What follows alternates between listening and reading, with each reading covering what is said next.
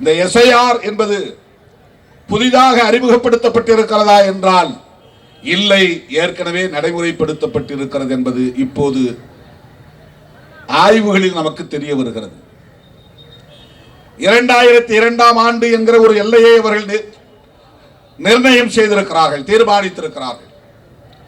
2002ஆம் ஆண்டு water list வாக்காளர் பட்டியலில் உன் பெயர் இடம்பெற்றிருக்கிறதா, பாகம் எண் என்ன, வரிசை எண் என்ன, உன் பெயரும் தந்தை பெயரும் என்ன, இவையெல்லாம் நீ சரியாக அதிலிருந்து எடுத்து கையாண்டால் நீ குடிமகன் தானா என்பதற்குரிய ஆவணத்தை காட்ட தேவையில்லை என்கிறது. இதற்கு முன்பு இப்படி ஒரு ஆவணம் நடைமுறைக்கு வந்ததா என்றால் இல்லை. ஏற்கனவே எஸ்ஐஆர் நடந்திருக்கிறது.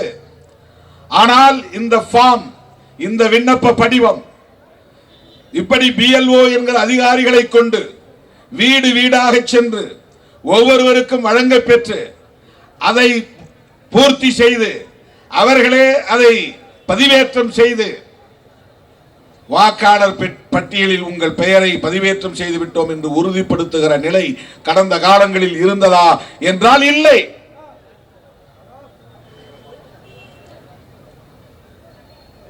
வழக்கமாக வாக்காளர் பட்டியல் பொதுமக்களின் பார்வைக்கு முன்வைக்கப்படும்.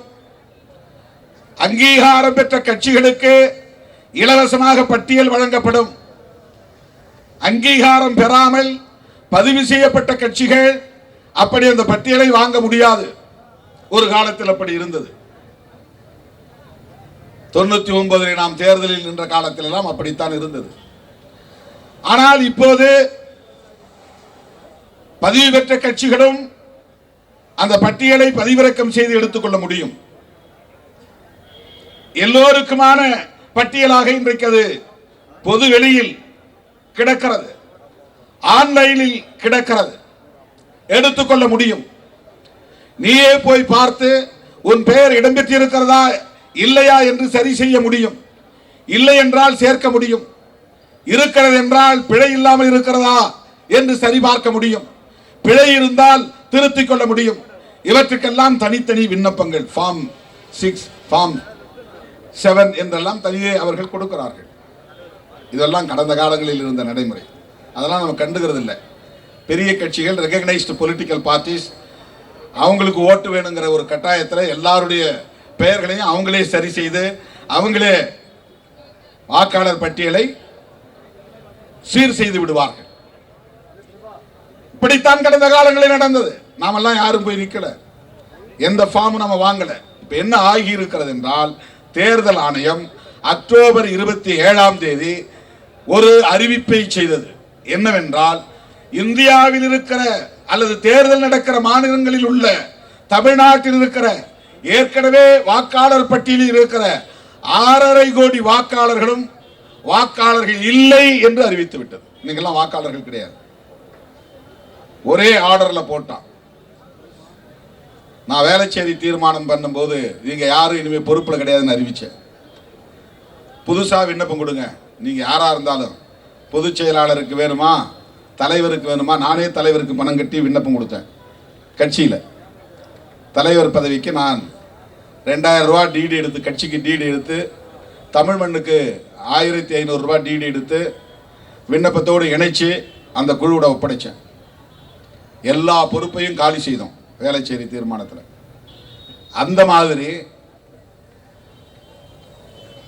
இந்திய ஒன்றிய அரசு, பாஜக அரசு தமிழ்நாட்டில் உள்ள 6.5 கோடி வாக்காளர்களையும் ஒரே ஆணையில் நீங்க யாரும் வாக்காளர் கிடையாது அறிவித்து விட்டது. என்ன செய்யணும்? நீயே உன்னை வாக்காளர் என்று உறுதிப்படுத்திக் கொள்.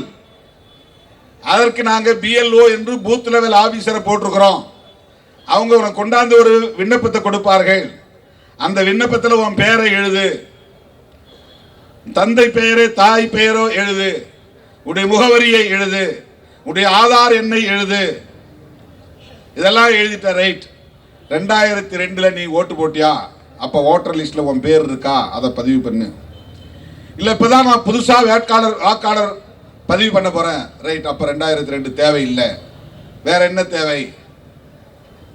அந்த 2002 பட்டியலில் இடம்பெறாதவர்களும் புதிதாக வாக்காளர் பட்டியலில் பெயரை சேர்ப்பவர்களும் நான் சொல்ற 13 டாக்குமெண்ட்ல ஒரு டாக்குமெண்ட்டை காட்டு. அது எதுக்கு?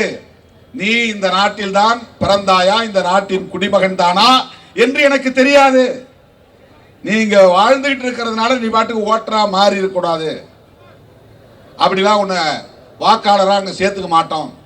நீ முதலில் குடிமகனா என்பதை உறுதி செய், பிறகு வாக்காளரா என்பதை நாங்கள் உறுதி செய்கிறோம். இதுதான் இப்போது நடந்து கொண்டிருக்கிற எஸ்ஐஆர் நடவடிக்கை. இதை புரிந்து கொள்ள வேண்டும்.